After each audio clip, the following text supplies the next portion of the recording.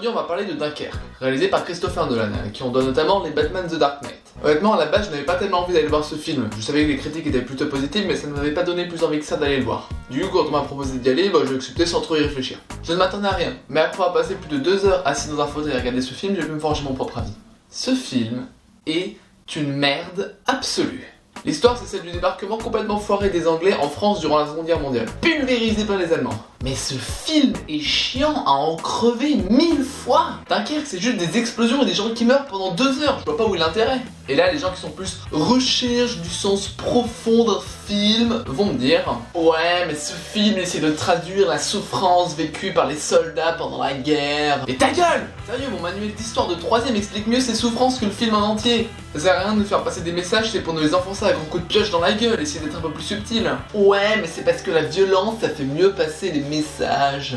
Ah ouais? Et si je te défonce la gueule à coups de pelle devant tout le monde, tu crois que ça va sensibiliser les gens contre la violence? Non, ils vont juste sortir leur téléphone pour te filmer. Notez bien que durant la Seconde Guerre mondiale, les gens n'avaient pas de téléphone portable. Ce film est aussi chiant qu'une course de limaces narcoleptiques. Les personnages sont aussi vides que l'anus d'un trou noir, et les scènes sont plus recyclées qu'une blague de Toto collée au fond d'un carambar. Et les personnages, tiens, parlons-en, c'est intéressant, CTRL-C, CTRL-V, non? Sérieux, tous les soldats anglais ont la même putain de tête! C'est plus du copier-coller là, c'est le Aldebaran qui a fait le casting. On peut pas les distinguer les uns des autres. Avouez, vous aviez qu'un seul acteur pour jouer les soldats anglais. Et puis les personnages ont moins de personnalité qu'un caillou. Et je peux vous dire, j'en connais des cailloux. Calme-toi.